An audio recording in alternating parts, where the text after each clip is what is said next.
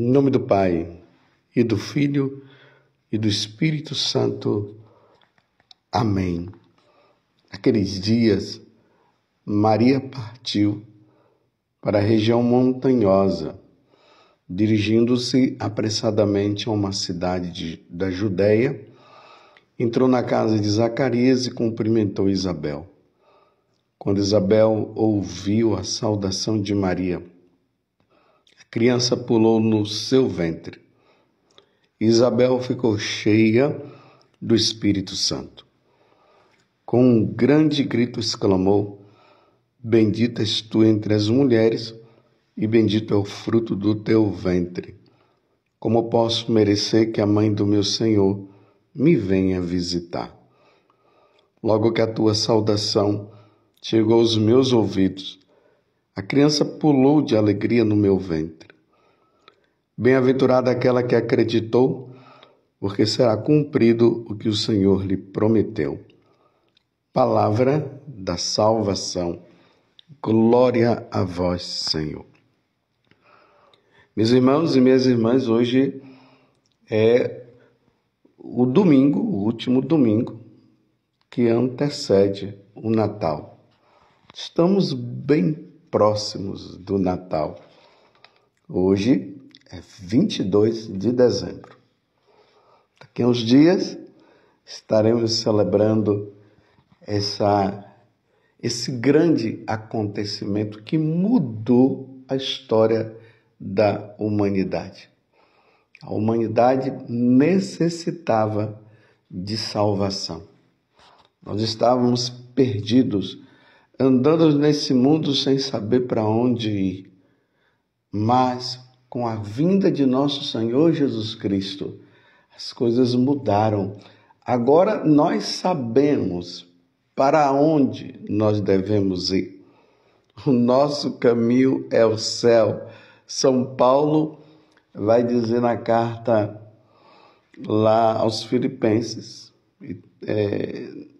aos Tessalonicenses, que nós somos cidadãos dos céus. Essa é a nossa meta. Sem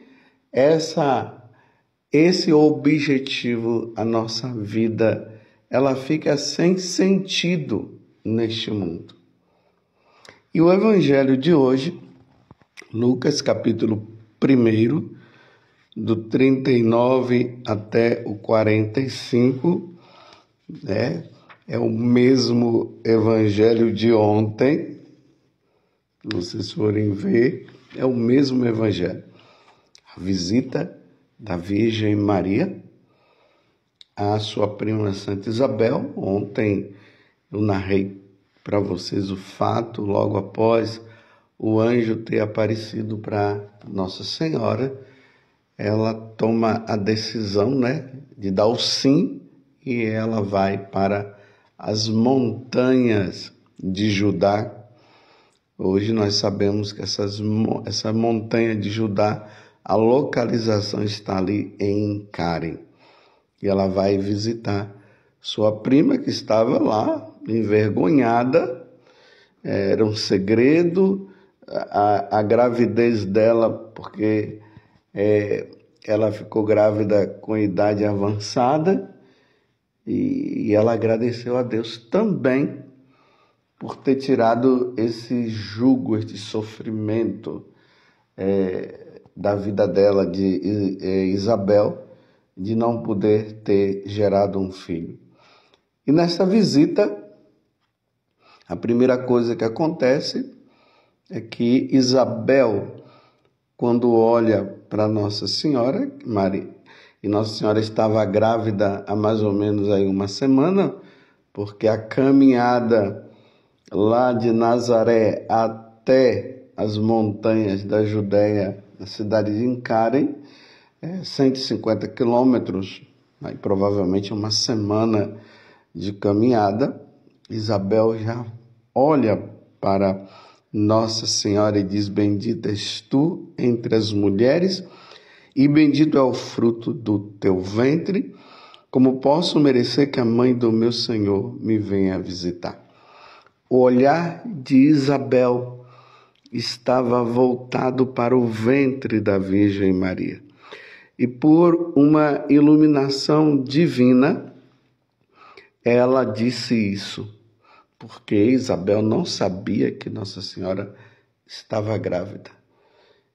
E ela viu no ventre da Virgem Maria nosso Senhor Jesus Cristo, que já estava se formando.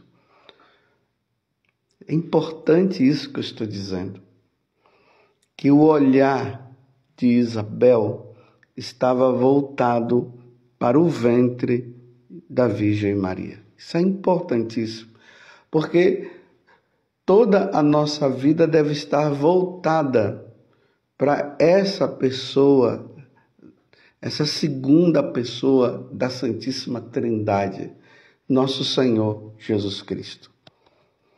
E aí nós vamos percebendo que já no Antigo Testamento tudo estava voltado para esta pessoa. Bendita és tu entre as mulheres, e bendito é o fruto do teu ventre. Para o ventre, aonde estava concebido ali Deus, o nosso Salvador e Redentor. Aí nós vemos na primeira leitura o livro de Miqueias, que vai falar o seguinte. É Miqueias capítulo 5, do versículo 1 até o versículo 4a. Olha o que Miqueias fala. Meus irmãos, aqui são muitos e muitos anos antes do Senhor ter vindo. As profecias se voltavam para o Messias, para Jesus Cristo. Olha o que é que Miqueias vai dizer. Tu, Belém de Éfrata, pequena entre os 1000 povoados de Judá, de ti há de sair aquele que dominará Israel. Sua origem vem de tempos remotos, desde os dias da eternidade. Olha só, ele está agora mostrando a cidade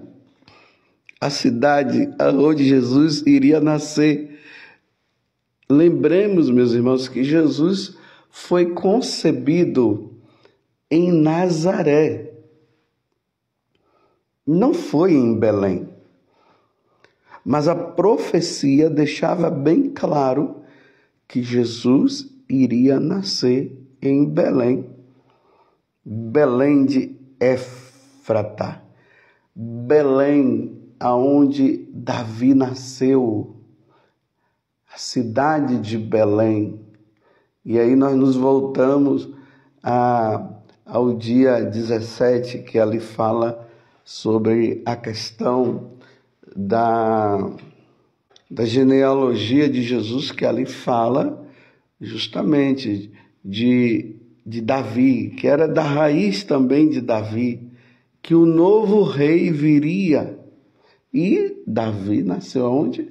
Nasceu em Belém de Judá.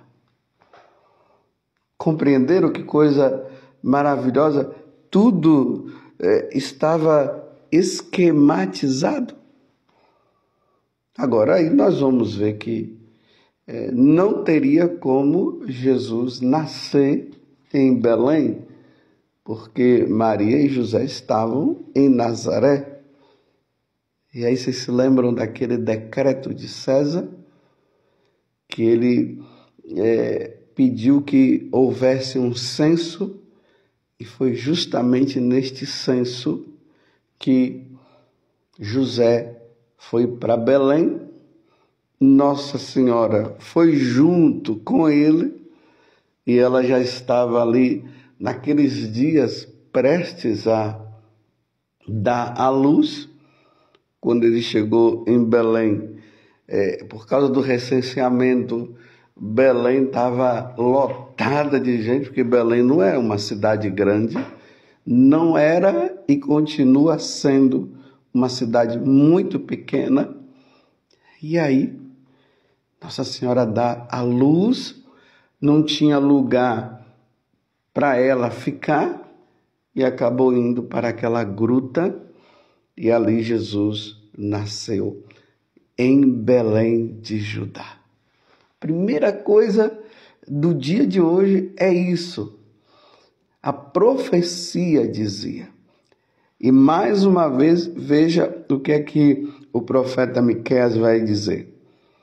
Deus deixará seu povo ao abandono até o tempo em que uma mãe der à luz.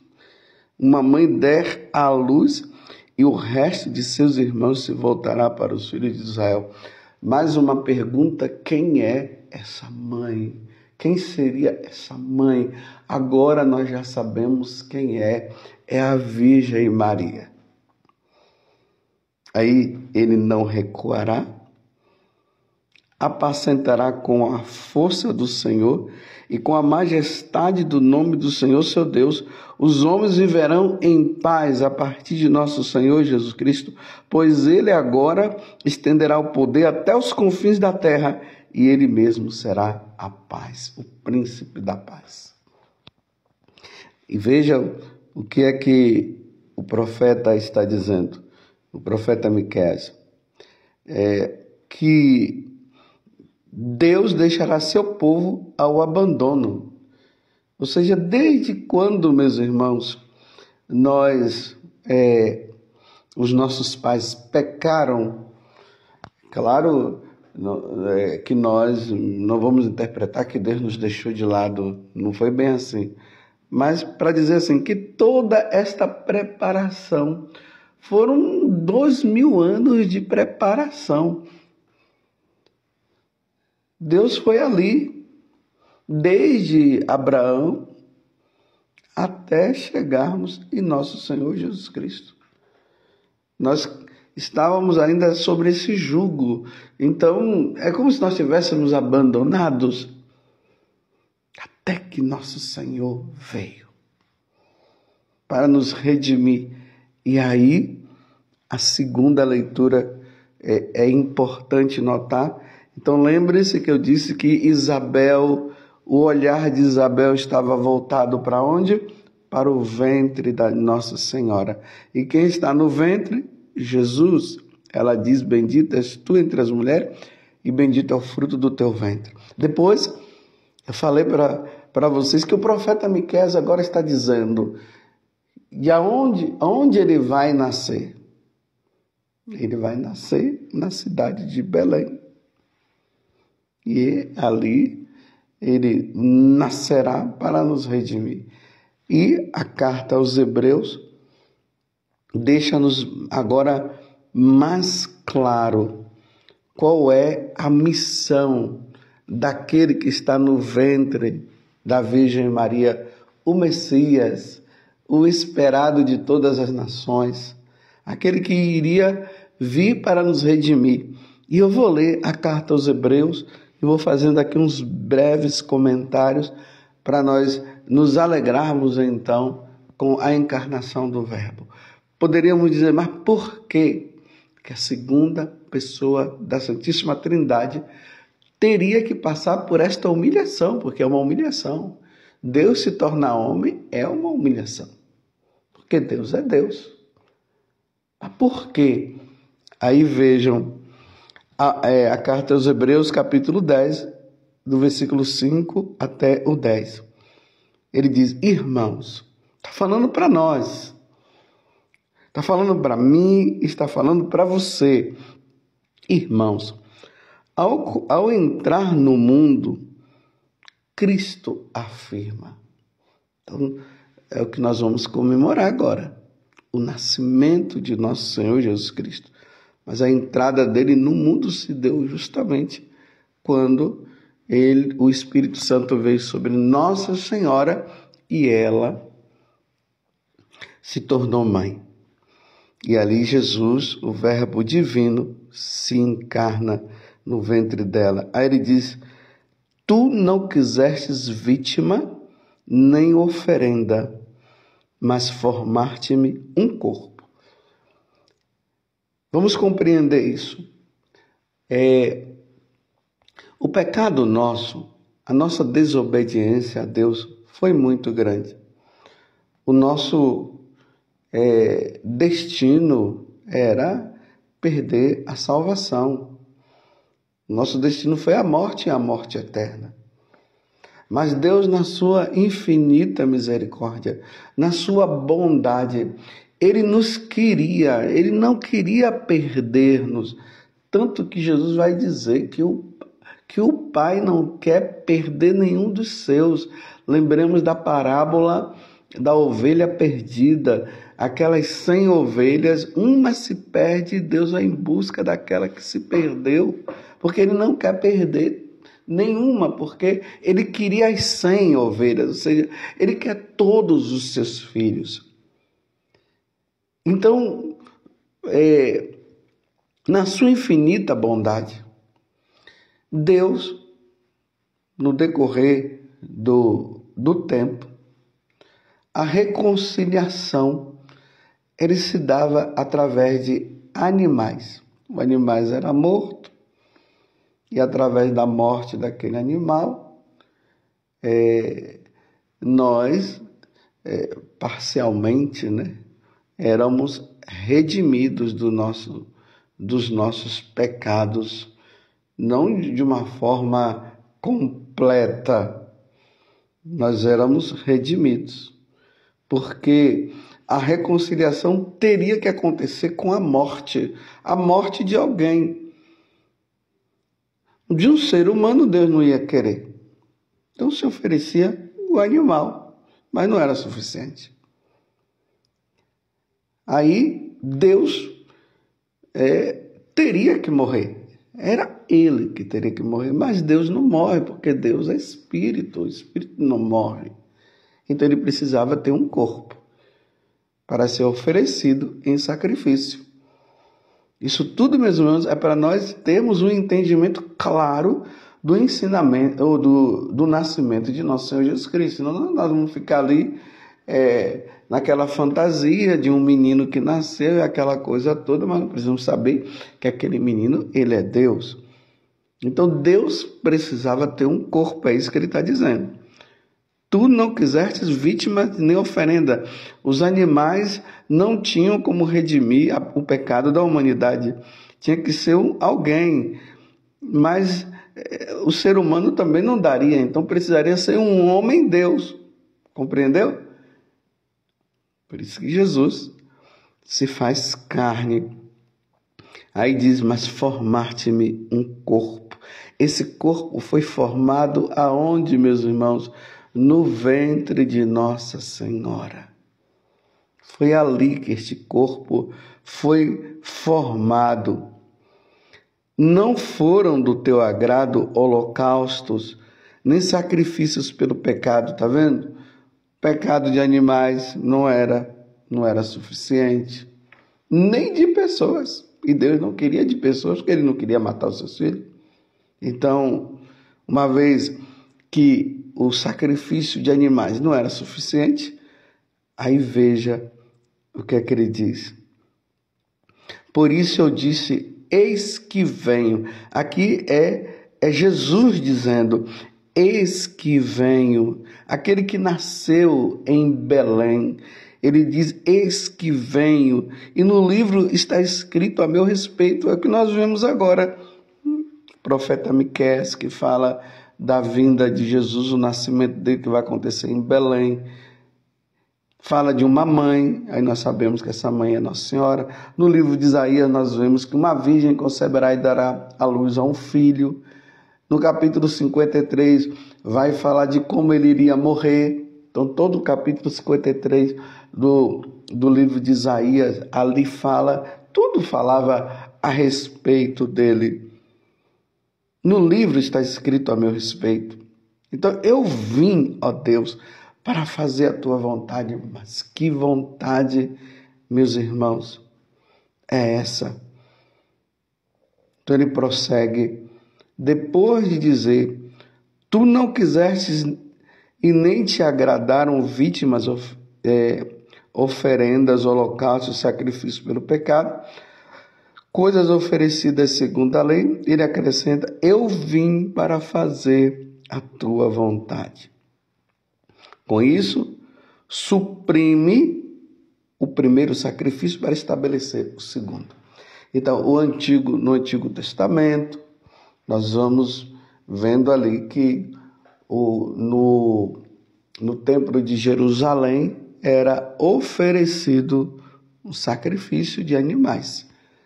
Lembremos que João Batista, quando ele aponta Jesus, ele diz: eis o Cordeiro de Deus que tira o pecado do mundo. Ali, João já estava dizendo que o sacrifício de animais não seriam mais suficientes, não era mais necessário, agora o sacrifício seria do novo Cordeiro. E o novo Cordeiro é Jesus. Eu vim para fazer a tua vontade. Com isso, suprime-se o primeiro sacrifício para estabelecer o segundo. O segundo sacrifício, o da nova aliança, lembremos, olha, nova aliança. Se lembra quando Jesus estava lá, naquela quinta-feira santa, quando ele pegou o vinho e disse: este é o sangue da nova aliança, porque o sangue que era oferecido da antiga aliança era de animais.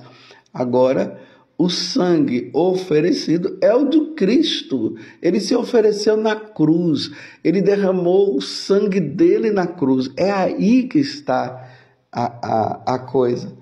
Por isso que a missa, ela é importante. A missa é a atualização, é a renovação do sacrifício de nosso Senhor Jesus Cristo.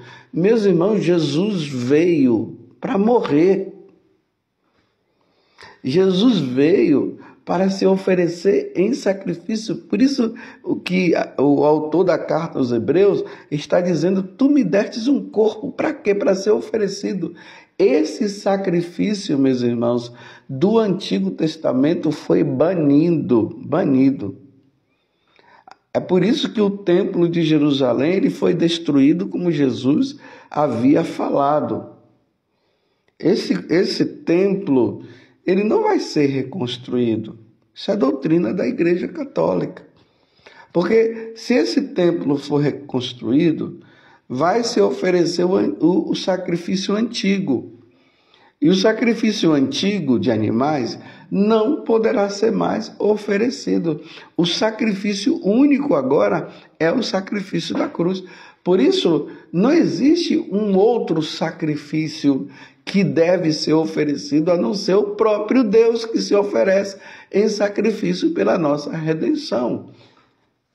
Então, se você vê alguma religião que fica oferecendo galinha, que vive oferecendo animais, que faz sacrifícios até de pessoas, infelizmente, isso tem, viu? Infelizmente. Nada disso pode acontecer mais. Deus não quer sacrifício de animais. Deus não quer sacrifício de pessoas. O único sacrifício aceito por Deus e o único que aconteceu foi dele mesmo. Ele se oferece. E aí, esse sacrifício, ele é renovado na Santa Missa, de forma incruenta, não como aconteceu na cruz, daquele derramamento de sangue, mas de forma incruenta. Ali, de forma mística, acontece o sacrifício de nosso Senhor Jesus Cristo. É aquele sacrifício de lá atualizado, renovado na Santa Missa. Este é o único sacrifício que Deus aceita. Deus não aceita outro tipo de sacrifício, meus irmãos. Para a remissão dos pecados, não. Nós vamos nos unindo a Jesus com os nossos sacrifícios do nosso dia a dia, algo que nós vamos oferecendo unido a Cristo. Tudo está unido a Cristo. Você compreendeu? É o que o autor da carta aos Hebreus está nos dizendo. O sacrifício antigo foi suprimido para estabelecer agora o segundo.